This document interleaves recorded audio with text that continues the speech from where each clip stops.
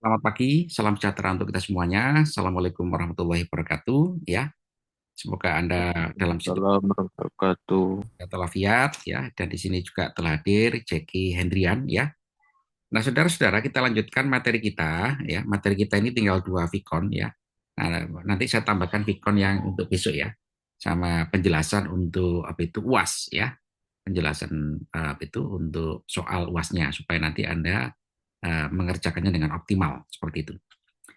Nah, saudara-saudara, ini adalah salah satu contoh gitu kan, paper atau makalah yang diterbitkan di jurnal bereputasi ya, di mana apa itu paper ini kita tahu bahwa itu penemu daripada Google adalah Lawrence Page ya dan Sergey Brin ya. Ini dua mahasiswa Stanford ya yang mengusulkan tentang search engine yang sudah kita kenal saat ini ya, yakni Google. Nah, saudara-saudara, di dalam paper ini ya, paper ini sangat itu sangat ini ya, sangat instrumental ya, bahkan sangat bersejarah ya.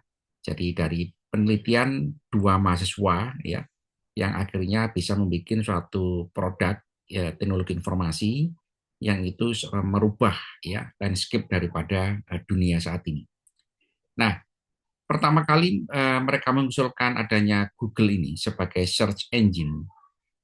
Paradigma mereka di dalam melakukan penelitian, ya tentu kita tahu bahwa Google ini adalah merupakan hasil riset, ya, hasil penelitian. Jadi produk teknologi informasi itu tidak ada yang tidak hasil riset, ya, pasti dia merupakan hasil riset. Nah, Google ini merupakan salah satu contoh, contoh itu beranjak daripada kebutuhan di pas saat itu, ya sekitar tahun 97 atau 96 ya. Jadi pada saat itu kita tahu bahwasanya search engine yang paling dominan saat itu adalah beberapa nama yang sudah kolaps ya, beberapa nama search engine. Kenapa demikian? Karena pada saat itu internet ya atau itu web ya itu sudah mulai berjamur di seluruh dunia. Semua orang sudah aware untuk membuat yang namanya portal informasi ya. Orang sudah mulai membuat yang namanya itu web ya, sehingga web itu di mana-mana dan web itu tentu adalah menyajikan informasi yang berbeda-beda ya sesuai dengan kebutuhan dari masing-masing orang atau juga lembaga.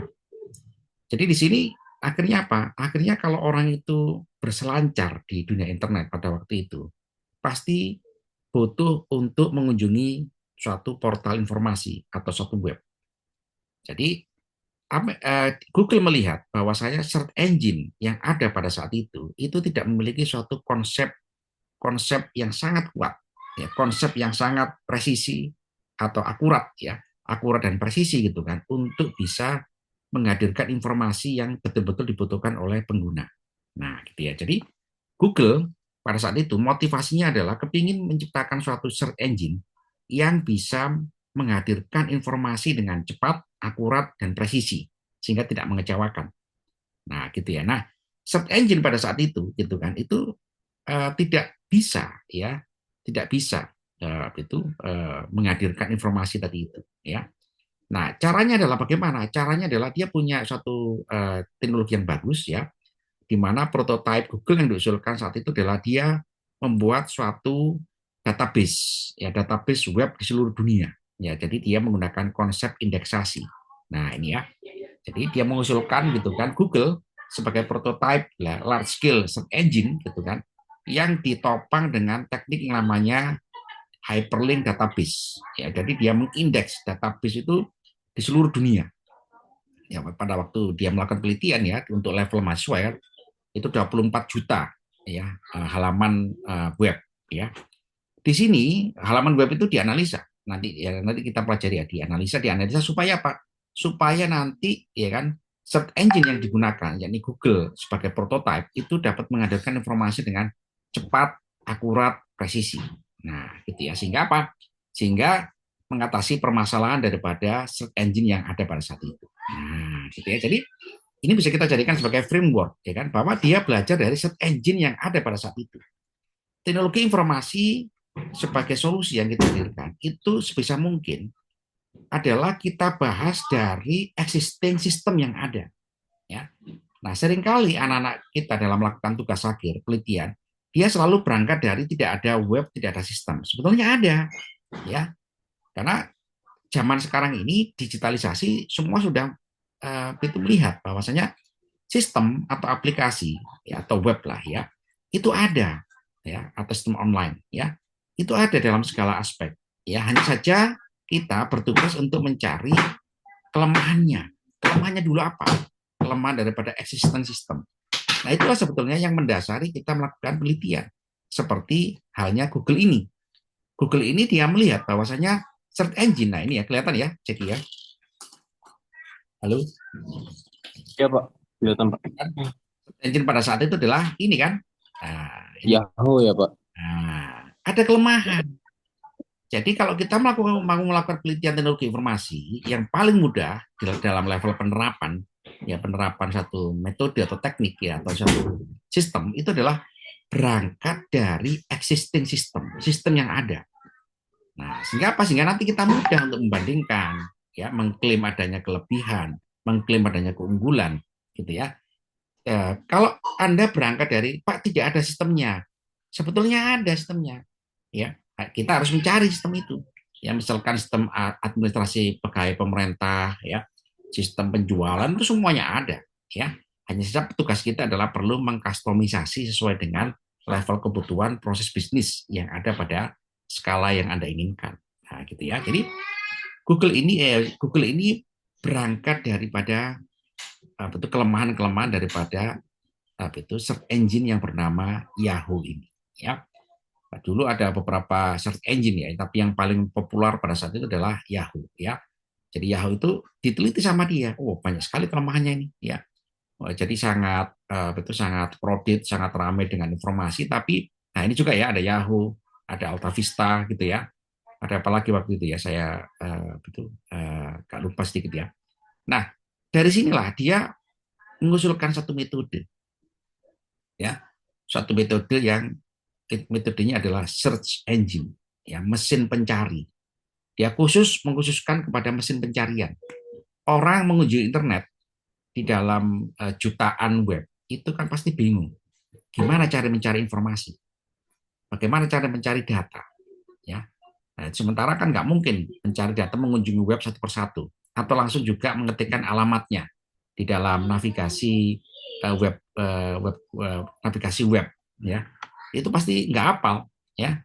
Anda misalkan gitu kan langsung buka internet gitu, Anda hafal alamat-alamat yang Anda favoritkan, alamat apa itu URL atau HTTP, Jackie, ya kan? Pasti Anda nggak hafal. Ya Pak, Ya, pasti pasti betul. nggak hafal kalau kita mau mengunjungi web dengan cara menghafalkan nama domainnya. Hafal kira-kira? Kalau mungkin jumlahnya banyak, mungkin agak sulit untuk menghafalnya Pak. Iya, betul sekali. Ya. Jadi ini juga terkait dengan pola itu pengguna. Orang menggunakan internet, ya kan? Itu dia sebetulnya tidak mau tahu dengan alamat, betul nggak? Halo. Betul Pak. Iya, orang nggak peduli dengan alamat, ya. Yang menjadi peduli alamat itu ya orang-orang jaringan nih, orang-orang administrasi ya, orang-orang jaringan yang sangat peduli sekali ya. Jadi orang pengguna umum ini tidak tahu alamatnya, tapi dia kepingin dapat informasi. Gimana caranya ini? Ya itulah search engine itu didesain ya. Mesin pencarian ini didesain agar itu prompting ya, prompting kata-kata kunci. Kata-kata kunci yang kata-kata kunci itu sudah dikenali oleh mesin pencarian dan sudah didatabase oleh yang namanya teknologi indeksasi. Nah, itulah Google ya. Sehingga apa? Sehingga Google berangkat daripada motivasi tadi itu mengusulkan anatomi, anatomi mesin pencarian ya. Kalau kita lihat judulnya kan ini kan anatomi ya. Ini itu nah, ya kan anatomi large scale hypertextual web search engine. Nah, kan kelihatan ini ya. Jadi dia mengusulkan anatomi atau arsitektur, arsitektur mesin pencarian ya yang berskala besar. Nah, gitu ya. Ini metode. Coba Anda lihat judulnya ini. Ada judulnya Google untuk Amerika. Jadi, halo. Iya Pak. Tidak ada, Pak. Ya, coba Anda baca judul ini. Ada. usulan bahwa Google ini untuk Amerika. Hypertextual Search Engine Hmm. Stanford. Ya. Jadi metode di dalam riset sebetulnya tidak ada mengkhususkan pada suatu itu case ya atau kasus itu nggak ada ya. Dia pasti mengambil yang namanya adalah itu common common implementation ya gitu ya. Jadi seringkali anak-anak kita dalam melakukan tugas akhir itu gitu kan mengusulkan pembedanya adalah penerapannya pada suatu lembaga, pada suatu institusi, pada katakanlah itu perusahaan, tukang bakso, tukang cendol, tukang cilok itu bukan pembeda, bukan pembeda daripada itu kebaruan atau juga katakanlah inovasi daripada suatu sistem atau metode atau juga teknik secara umum. Jadi yang namanya itu hal yang inovatif itu adalah pada improvement metode. Ya, nah improvement metodenya adalah ini. Contohnya adalah anatomi, large scale hypertextual web search engine. Kenapa? Karena ini adalah sebagai metode baru, metode inovatif dan kreatif mengatasi permasalahan daripada cara kerja atau metode search engine yang ada pada saat itu. Jadi waktu dia mengusulkan ini kepada dosen pembimbingnya di Stanford, ya mereka itu mengusulkan ya kan, bukan lagi gitu kan mesin pencarian untuk digunakan tukang bakso itu nggak ada, ya mesin pencarian digunakan untuk tukang cendol nggak ada, ya. Nah, jadi seringkali anak-anak dalam mengusulkan topik tugas akhir itu terpaku kepada penerapannya.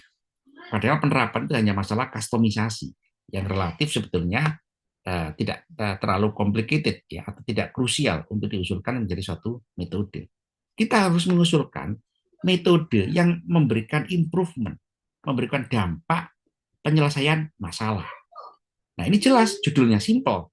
Ya, judul paper ini sangat bagus sekali ya dari Lawrence Page ya sama Sergey Brin ini kan simple judulnya. Langsung pada metode.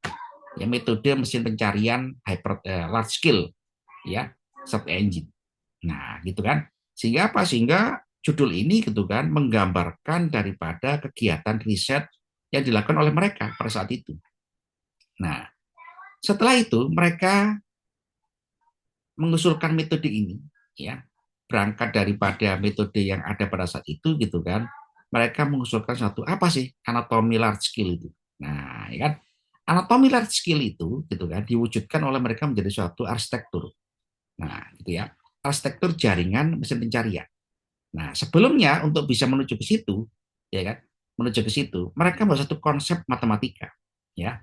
Nah, ini ya, jadi hal ini juga sangat penting gitu kan. Teknologi informasi itu, saudara-saudara, dikembangkan dari matematika. Jadi kalau kita mau menekuni teknologi informasi, harus mau nggak mau harus kuat mempelajari matematikanya. Bukan harus pinter ya, tidak harus sama pinter, tapi harus menggunakan metode matematika. Apa yang digunakan ini? Yang digunakan adalah konsep probability. Anda bisa bayangkan ya kan, ada satu pengguna, kemudian dia mau kemudian jumlah web yang ada saat itu adalah 24 juta. Berarti probabilitas atau kemungkinan web ini dikunjungi oleh satu pengguna berapa? Nah, dibuatlah konsep ini. Konsep probability gitu kan, satu orang mengunjungi 24 juta web atau 26 juta web. Nah, gitu kan. Nah, ini saudara-saudara, akhirnya apa menjadi konsep matematika di dalam mengembangkan algoritma. Algoritma yang nanti disematkan ke dalam anatomi large scale tadi itu. Nah, gitu ya. Jadi seringkali ya kan kita anak-anak kita ini gitu kan atau juga keseluruhan orang mengembangkan teknologi informasi kalau dia mengabaikan konsep matematika maka nanti akan kesulitan di dalam mengembangkan algoritmanya ya. Nah, karena itulah Google itu sulit untuk disaingi. Kenapa? Karena dia konsep matematikanya kuat sekali sebagai fundamental algoritmanya. Nah, gitu ya. Jadi kalau nanti Anda gitu kan mau terus mengembangkan teknologi informasi gitu kan, harus kuat juga mempelajari matematika sebagai fundamental algoritma logik gitu kan, sebagai metode gitu kan. Nah, gitu ya. Nah, kemudian juga kalau kita lihat AI, banyak orang kepingin mempelajari AI. AI itu ya ujung-ujung terakhirnya adalah matematika ya. Gimana Anda bisa mengukur akurasi kalau itu bukan lagi matematika? Gimana Anda bisa mendesain neural network, ya jaringan saraf tiruan sebagai salah satu itu core engine-nya, ya matematika juga. Ya, jadi matematika ini penting, saudara-saudara, ya kan, agar nanti menjadi metode di dalam kita develop algoritma. Nah, gitu ya. Nah, ini ya Google itu juga tidak langsung dia ahli programming, tidak langsung dia ahli katakanlah bahasa pemrograman komputer atau juga jaringan, langsung desain. Tidak, dia membuat satu konsep dulu. Konsep matematis atau konsep ya apa itu risetnya gitu kan, agar nanti itu bisa dikembangkan. Nah, gitu ya. Nah, dengan cara seperti itu gitu kan, dia mengusulkan anatominya. Nah, ini ya arsitekturnya ya. Arsitekturnya di mana dia bisa mendesain gitu kan, mendesain yang namanya database. Database dari indeks semua web ya di seluruh dunia misalkan ya. Dia bikin indeksasi, bikin database-nya. Semua web di indeks sama dia ya, ditaruh di dalam database ya, barel ini ya, taruh dalam baris ini, kemudian kemudian diterapkan algoritmanya. Ya, jadi algoritma tadi itu yang simple gitu kan diterapkan menjadi arsitektur yang sangat kompleks seperti ini. Ya. Jadi arsitektur jaringan komputer itu sebetulnya adalah merupakan implementasi daripada algoritma. Lupa rumus matematika di mana? Di sini. Kalau Anda ditanya seperti itu, Jackie. Nggak kelihatan kan? Halo? Iya, Pak. Nggak kelihatan. Ya. Nah, itulah bedanya gitu kan orang mengembangkan teknologi informasi tanpa konsep matematika atau algoritma dengan konsep matematika atau algoritma. Kelihatan sekali. Jadi nanti kalau Anda gitu kan menekuni bidang ini terus gitu kan harus mempelajari matematika ya. Karena penemu AI itu awalnya matematika ya. Jadi jangan karena kita itu mempelajari Pak saya sudah mempelajari teknologi canggih Pak tidak perlu matematika. Wah, itu salah kaprah ya. Jadi kita harus tetap ya kan mempelajari ilmu-ilmu basic ya, ilmu-ilmu basic ilmu alam ini gitu kan sebagai penguat di dalam menemukan atau juga mengusulkan suatu metode. Nah, ini kelihatan di sini. Google begitu kompleksnya gitu kan. Kalau zaman sekarang kan pernah saya baca kan itu Google itu memiliki suatu server gitu kan seukuran lapangan bola. Anda bisa bayangkan tuh server seukuran lapangan bola. Kenapa? Karena dia serve gitu kan 7 miliar penggunanya misalkan ya seluruh dunia ini. Jadi servernya yang awalnya simple seperti ini dikembangkan lagi menjadi lebih bagus lagi. Apalagi sekarang ini gitu kan, search engine-nya di combine dengan AI. Waduh, tambah arsitekturnya udah berubah ya. Jadi apa yang berkembang? Yang berkembang adalah algoritma tadi ini. Nah, inilah algoritma ya. Algoritma ini saudara-saudara, ini algoritma. Kalau kalau ditulis algoritmanya, ini nggak habis katakanlah bisa 100 lembar algoritma ini. Simple, rumusnya simple, ya masalah probability, tapi kalau itu diterjemahkan menjadi algoritma, itu sangat panjang sekali. Apalagi diterjemahkan menjadi coding, wah tambah panjang sekali. Jadi disimpelkan gitu kan dalam bentuk network arsitektur seperti ini, ya atau anatomi, ya anatomi mesin pencarian. Nah, gitu ya. Halo, saudara paham ya? Halo? Iya, Pak. Oh, Nah, Pak. paham ya, gitu ya. Jadi kalau kita ya dari situ kita mengetahui mesin anatomi ini bekerja, ya secara simpel gitu kan, bahwasanya gitu kan, kalau kita sudah berhasil mendesain database ya web seluruh dunia, apa saja kita lakukan? Analitik proses. Jadi analitik proses dipilah-pilah. Oh, web ini membahas tentang sayuran, dikelompokkan web sayuran, ya. Oh, web ini membahas masalah singkong, dikumpulkan bahas masalah singkong. Ya. Oh, web ini membahas masalah katakanlah suatu produk yang sama, oh dikumpulkan sama dia. Sehingga apa? Sehingga waktu user itu menggunakan Google, dia ngetik singkong, itu webnya muncul semua, grut, ya, dari ranknya, dari skalanya. Nah, kita dibikin rank. Siapa yang nomor satu, siapa nomor dua, nomor tiga, dan seterusnya. Dengan cara seperti itu, web nomor satu sampai di halaman pertama, web nomor satu sampai 10, itu adalah web-web yang memiliki rank yang paling tinggi berdasarkan kriteria yang objektif. Nah, gitu kan. Seringkali kan kalau kita mencari itu kan ada pencarian prioritas kan ya itu ya. Nomor satu sampai sekian, betul nggak? Nah, Anda sebagai provider search engine harus bisa menyajikan informasi itu juga objektif. Ya, kenapa kok itu nomor satu? Kenapa nomor dua? Harus ada suatu rumusannya. Tidak bisa kita asal menyajikan tanpa ada suatu rumusannya. Ya tadi balik lagi ke algoritma. Nah, gitu ya. Jadi anatomi tadi itu merealisasikan algoritma itu dengan cara yang sangat objektif, ya. Kemudian dari situ pengujian. Nah, pengujian kan diuji gitu kan, sehingga itu kita bisa menyajikan data statistiknya tadi itu ya berdasarkan algoritma yang kita desain. Dari sinilah saudara-saudara ya. Nah, ini apa itu anatominya kan ya, anatomi hardware yang dibutuhkan. Ya, termasuk apa itu repositorinya, memorinya gitu kan. Di sini nggak disebutkan merek komputernya itu nggak penting. Ya, coba ada baca tabel satu ini. Ya, jadi apa itu dia membahas suatu statistik ya. Ya, dia nggak nyebutkan ya, nggak nyebutkan berapa berapa itu atau kemudian apa itu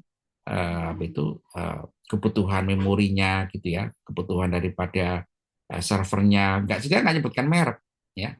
Jadi seringkali gitu kan kita dalam melakukan tugas akhir ini gitu kan mengabaikan konsep substansi ya, itu yang paling penting. Jadi kalau nanti Anda melakukan tugas akhir gitu kan, nah ini mindset yang bagus untuk ditiru, untuk juga dikembangkan ya.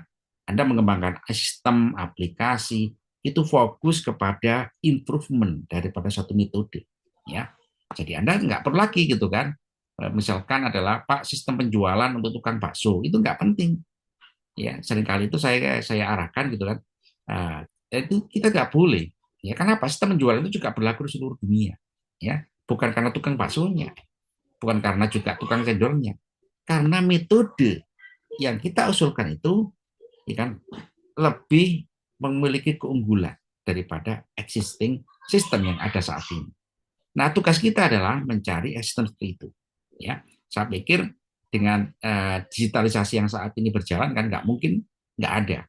Ya, begitu saya tanya gitu kan, Pak, kenapa Anda usulkan ini? Karena ini belum ada, Pak. Ya belum ada karena Anda belum mencari, gitu ya.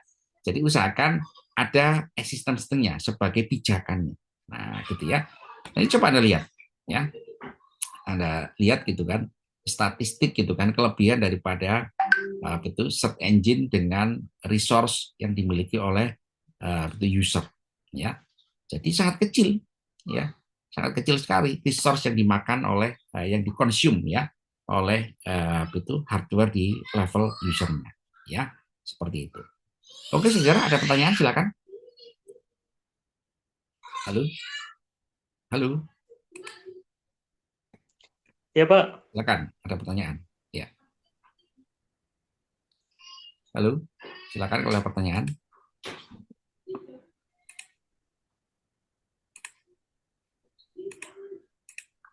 Halo. Ini sih, Pak. Ya.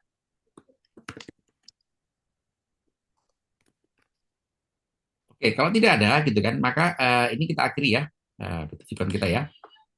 Kita akhiri gitu kan. Nanti ini saya unggah di itu LMS ya. Kemudian kita tinggal satu kali VCon ya, saudara ya. Insya Allah besok Oke, ya. Pak. Ya, saya ada schedule besok ya. Jadi besok VConnya adalah penjelasan tentang UAS ya, supaya Baik, Oke, Pak. Pak. Anda Besok gampang jam mengerti. berapa, Pak, ikonnya, Pak? Nanti saya umumkan di LMS ya. Tadi malam saya ada gangguan ya, jadwal ya. Jadi saya mohon maaf itu nanti saya penuhi janji saya untuk VCon kepada Anda ya. Terima kasih saudara Baik. Baik, Pak. atas waktu Anda ya.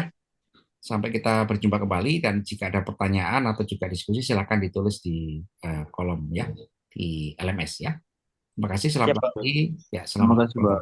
ya. Terima kasih, Pak. Ya.